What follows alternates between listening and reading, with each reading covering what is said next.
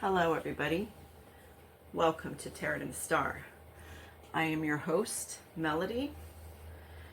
Today we're going to be doing a reading to find out about James Dean. James Dean is an old Hollywood actor. He was born February 8th, 1931 in Marion, and he died September 30th, 1955 in California. The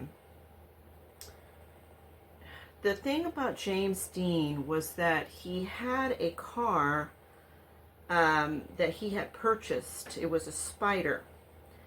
And he had died basically in a car crash. And there's a lot of stories going around that his car is haunted, and people that have purchased parts from the car have also perished. Now, I guess our story today is to try to find out if James Dean did in fact die from a haunted car, or was this a complete accident? Let's find out a little bit more. So we're going to go back to September 30th, 1955, the time of his car crash and demise. Spirit guides. Spirit guides for James Dean and spirits that are around James Dean. Can you show us what happened September 30th, 1955 in relation to the car that James Dean was driving, and he had crashed in the car that he was driving? Was the car possessed, which caused James Dean's death? Or was this an accident in which James Dean accidentally crashed the car? Can you show us a little more?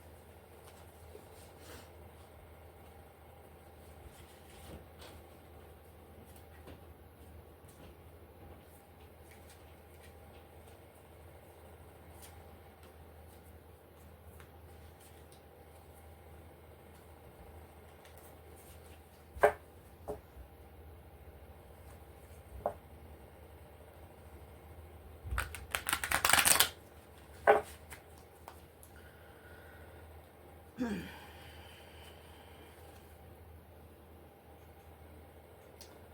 move these up here. Okay.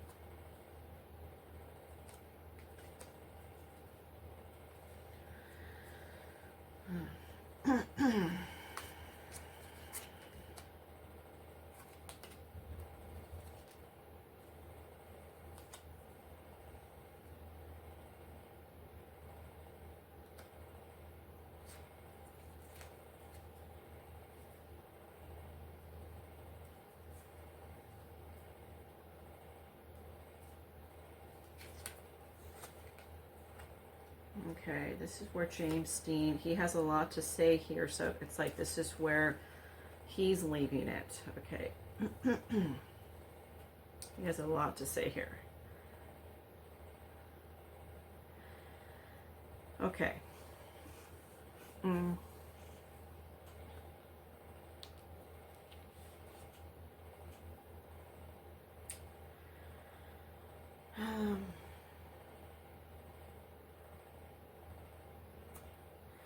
He lived his life as sort of a rebel. He always felt that people were fake.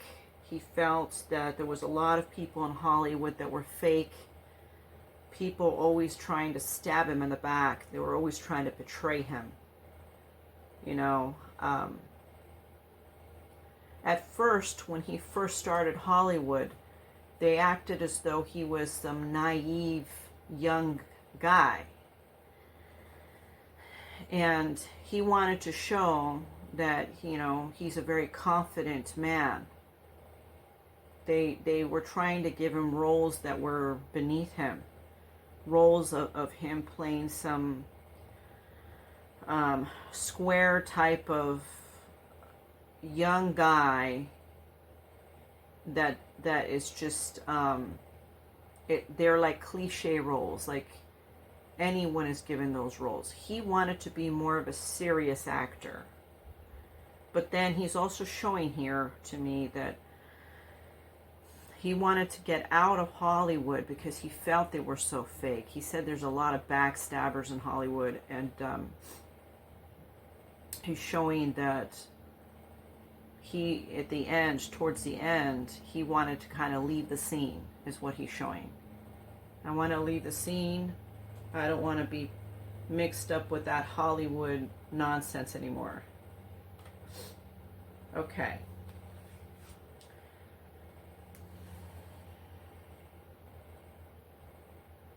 He's somebody that when they told him action, time to start acting, he focused on his role and he did the best that he could. He really got into the parts. He's somebody that didn't mind doing his own stunts. He actually enjoyed it. He's somebody that also liked the art of fighting, right? Yeah, the art of fighting. So if somebody wanted to fight with him, he was all for a challenge. He was all for a challenge. He was all for, you know, being that strong, tough guy. That's really who he really was, too. But he had a soft side to him as well. Let's see what else.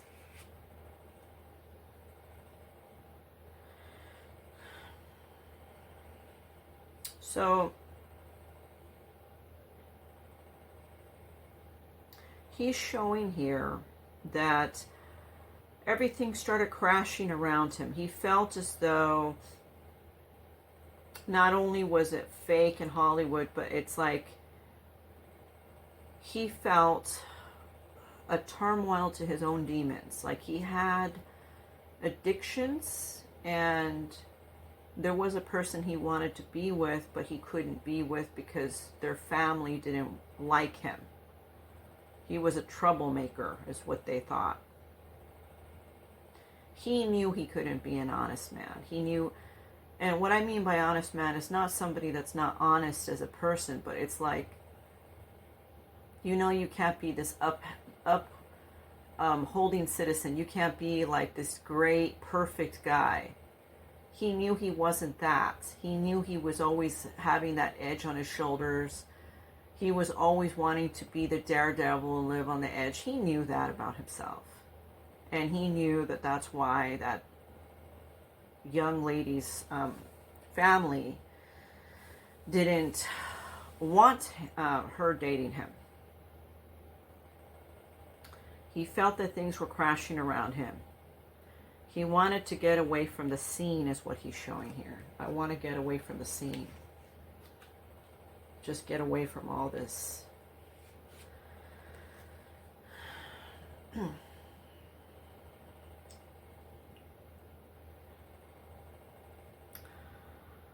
I'm having to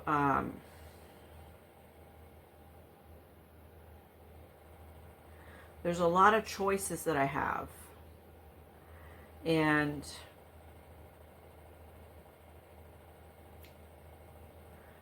I have to go through so many directions. I'm being pulled in too many directions. You want me to be present at a premiere. You want me to be on set over here. You want me to be a good friend over here. I'm being pulled in too many directions. I don't like it. I'm fighting back.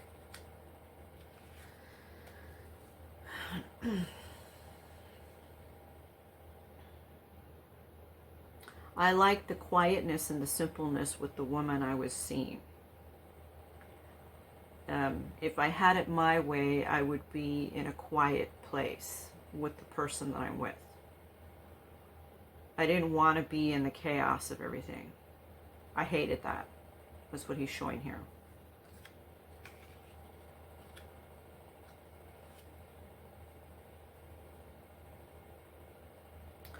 Hollywood started to become a nightmare to me. It was giving me anxiety. I was taking pills. I was drinking heavily. I wasn't taking proper care of myself. It just felt all so much overwhelmingness and anxiety. Too many people wanted a piece of me. Too many fans. I couldn't get the fans off of me. I liked the fans, but it was just overwhelming too fast, too soon. I was a young guy dealing with all of this. I felt extreme anxiety. I started to feel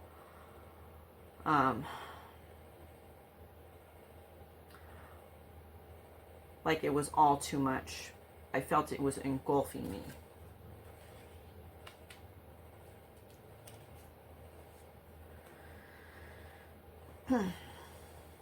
But then I see here the money, because they were always bringing up the money to me. They're always bringing up the money. They're always showing me you're going to make more money with this deal and this deal and this deal. So I kept doing it to make the money. I had to support myself. I was also helping other family members. So I did it for the money, but it was an illusion. The money is an illusion.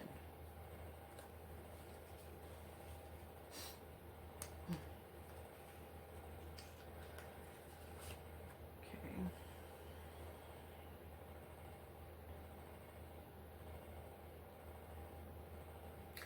I started to focus on my craft. I started to focus on being a better actor. I felt like they were giving me ridiculous roles and I wanted more intelligent roles. So I started really practicing by myself. I wanted to be taken as more of a serious actor.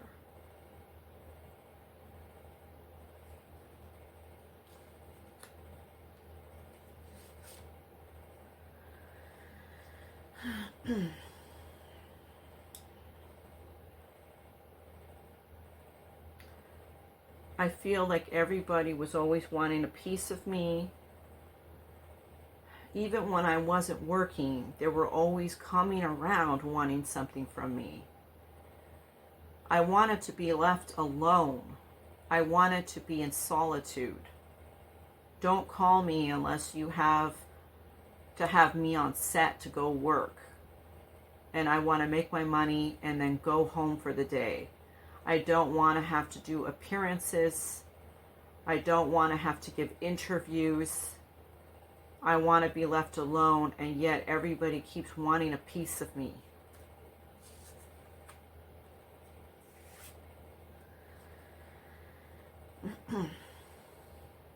But yet the money was good. The money kept pouring in. And me being very naive to the situation, and young as I was, I just kept taking the money.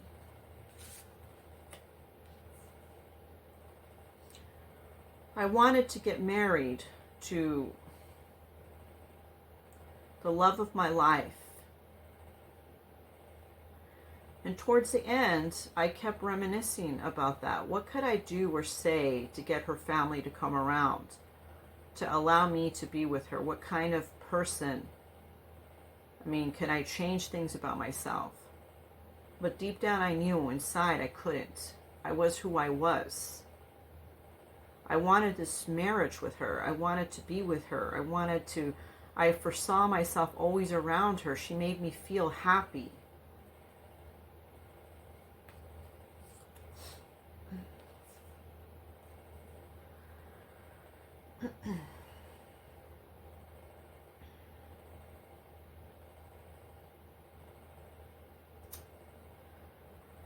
But there's always somebody that's in the way, guarding me not being in a relationship. They wanted me not to be in a relationship. They wanted me to be single because the fans. I felt that I was being controlled. I felt that it was almost like I was Hollywood's puppet.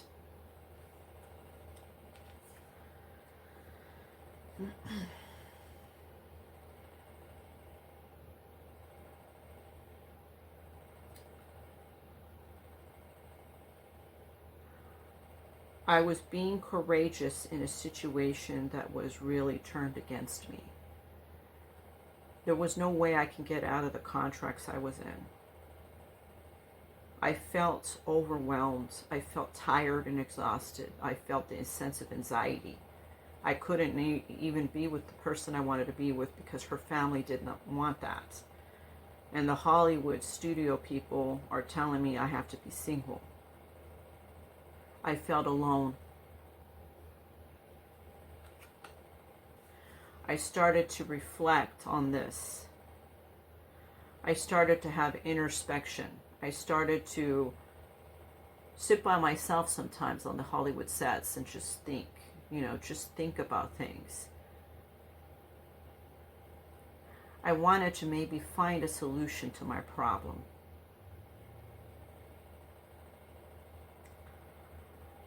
So I started to kind of pull away from everybody and just focus on my inner self and my own work that I needed to do for my inner self. I got into my car that day.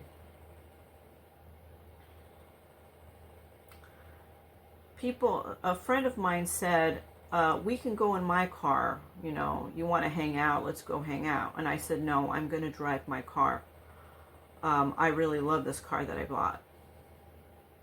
It was something that was like me. It was on the edge like I am. I had that chip on my shoulder. I knew what I wanted. And no one was going to tell me what to do like they've always been trying to do. I'm tired of following the Hollywood process of stuff. I'm doing it my way. I got into the car. That was all on my own. I got into the car. And I wanted to drive, and I just wanted to feel free.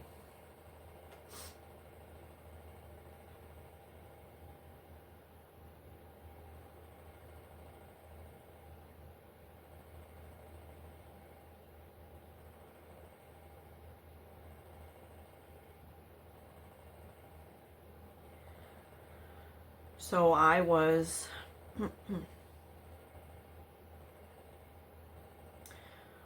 brokenhearted when I was driving. I was brokenhearted.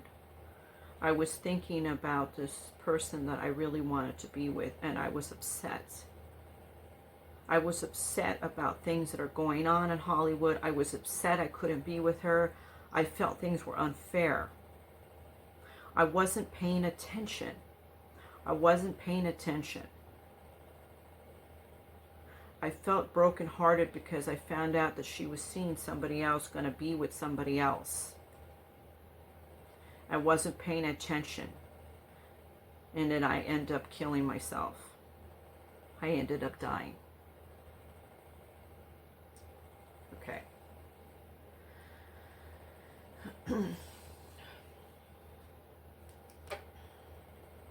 What else do you want to tell us here, James Dean? Because it looks as though you're speaking in terms of these cards. What else do you want to tell us here about your situation?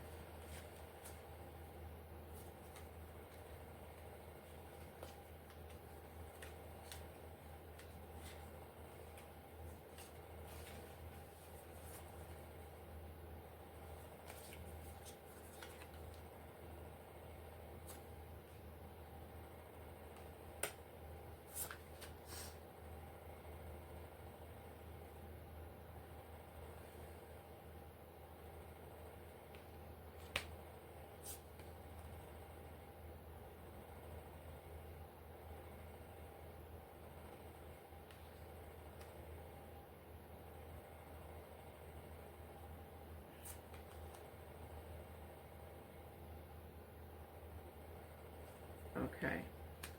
It's interesting that you're saying this, James. Very interesting.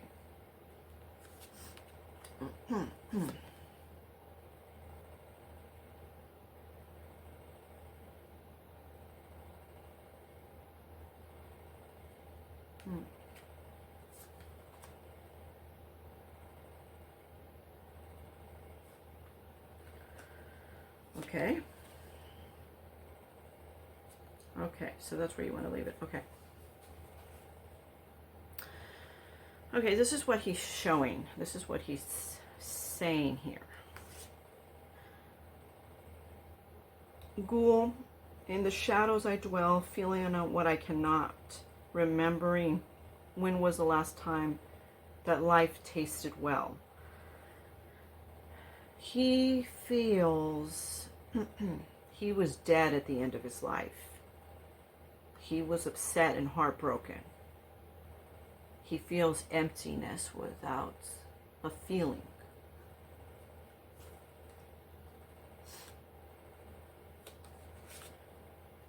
Self-doubt. In shadows deep, fears and doubt creep. A specter haunting where courage sleeps.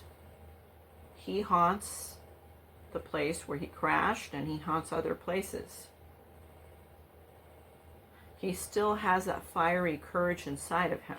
He's showing that here. Grim Reaper, in the realm of twilight where shadows converge, the Grim Reaper seeth, guides souls to the verge.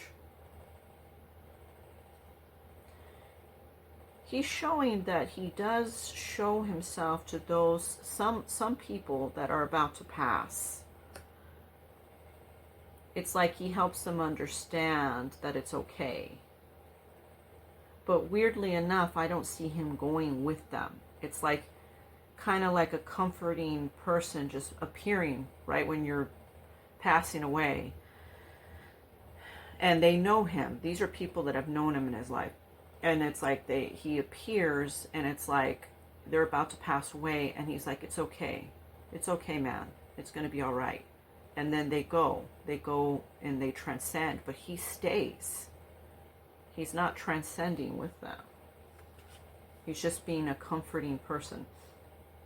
Gorgon, The monster they fear, now I've become, still seeking for revenge for my old heart of stone. Yeah, he's still in, this is so difficult. In his mind, when he passed hurt and upset about things, and with a very negative feeling. From that energy, because he had intense energy, it went into the car. He had this intense energy in his life. People felt weary about getting into the car when he was alive. And they said, oh, your car's haunted, man. I'm not getting in that. Some people were saying that to him. But in reality, it wasn't the car. It's him. It's not that he's haunted. He's one of those people that has so much intense energy that energy can't be contained sometimes. It's like the energy can... it can telekinesis. It could, what is it called? It can move objects. It could break an object. That kind of intense energy. Like in some situations, I'm seeing that stuff mysteriously happened around him, but it was all because his energy, it's not controlled, and he's not making things break around him like a light bulb or whatever. It's just, it happens because he is magnetic. He has so much energy. There's no conduit to it.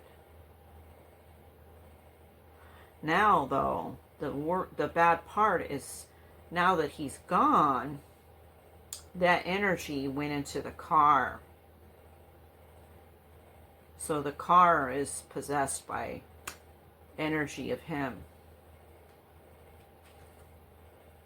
And because of that,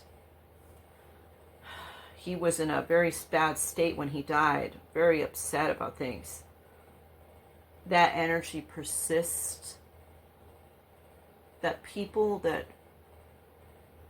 would take parts from that car to use in their car something bad will happen to them because the energy persists. That's how strong his energy was in his life and in his death.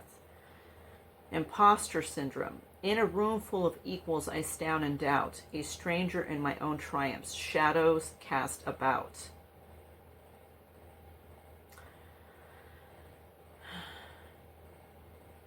They always, when they talk about Hollywood stars, the producers would talk to him like he's equal to other people, like, you could work with so-and-so, and they're all Hollywood stars in their own right?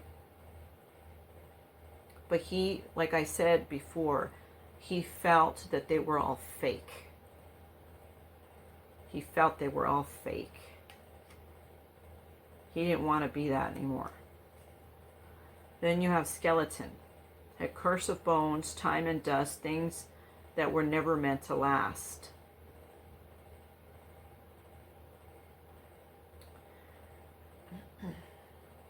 He's basically saying his car is cursed from him. He already knew he was going to die. He knew he was on a binge to just go out in a blaze of glory. He's showing me that even if it wasn't the car, it would have been some other means. He was self-indulgent. He was somebody that would drink and take pills and do all kinds of stuff.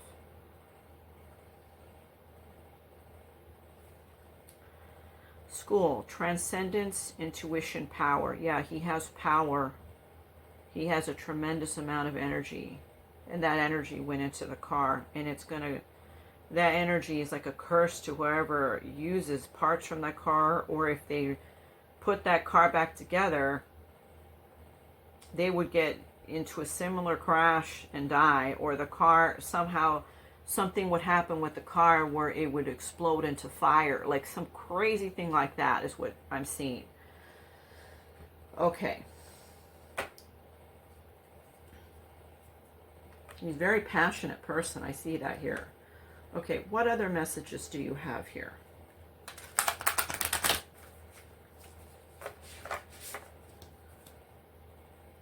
What other messages?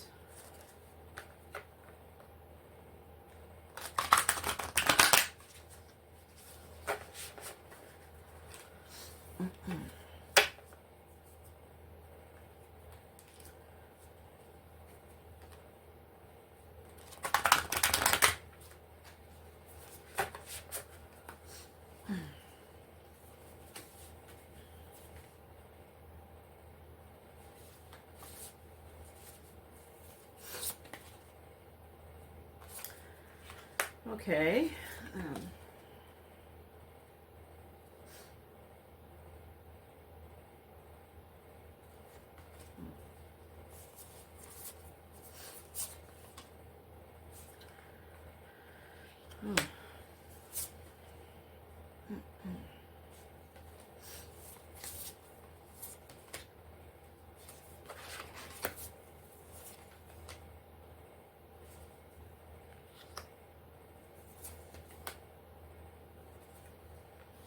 All right.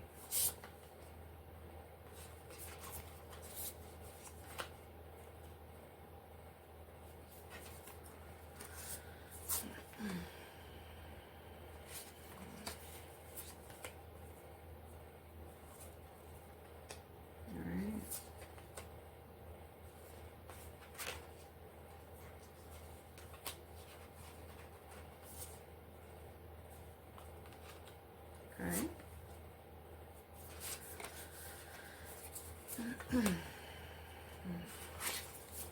There's a lot to say here. There's a lot to say. All right.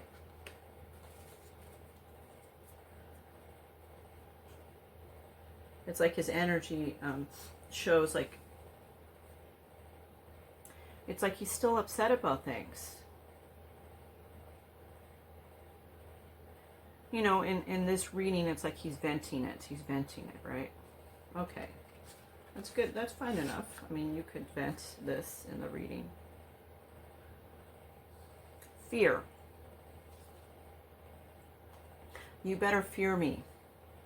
That's what he's saying. You better fear if you ever take pieces of that car. Because it's mine. I have dominance over it. It's my car. It's my territory. It's my item. Okay.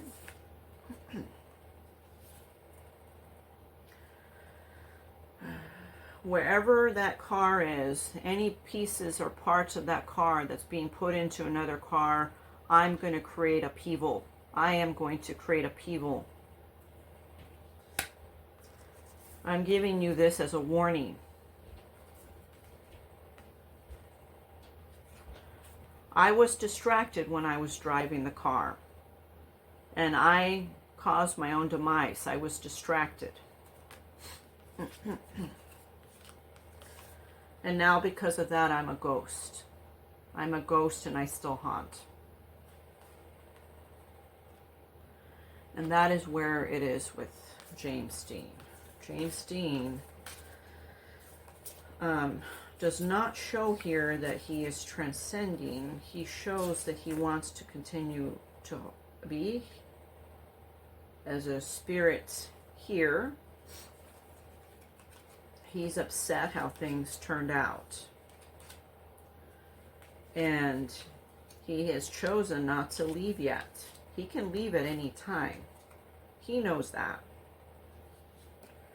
But he's chosen not to leave yet. It's almost like he feels like he wants to get his revenge on people. And he's upset things didn't turn out the way he wanted in his life. He felt that it was unfair and unjust his whole life. And, you know, he didn't get to have that happy ending that he wanted.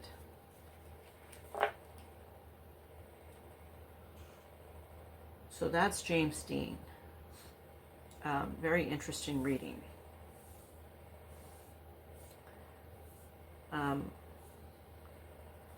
We appreciate you, James Dean, coming forward and actually showing in the cards what you really feel. You know, without showing, people are not really going to know what your feelings are. So I appreciate, and everybody here appreciates, that you came forward today to express your feelings and everything. You know, and we wish you all the light and love to go towards you.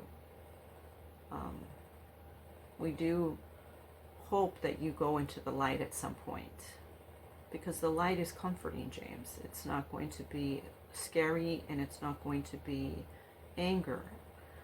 It will be comforting, and you would be with the person that you love. She's in the light. Okay? So do consider that, because you do not have to continue staying here and haunting, especially those people that are driving the car. You don't have to really continue haunting them. Okay? Because, you know, you have a choice to go into the light. You could leave all of that behind if you so choose. It's your choice, of course. Everybody has free will, James. But anyhow, I want to thank you all for joining me with Tarot and the Star. If you're liking these videos, click the like button. If you want to subscribe, definitely helps. And click on the notification to be notified of any upcoming videos that I have. I'm glad to have been doing the story for James Dean, and for you guys to be able to listen to James Dean's story and hear him speak in terms of the cards of what he wants to say. We're very happy that he came forth with his own reading, because sometimes you only get the spirit guides. But in this reading, it shows that he's coming forward to speak for himself in the cards. So we really appreciate that. Thank you so much for tuning in. And the most important thing, you know what that is? You. You are the most important thing. Thank you guys. Appreciate it.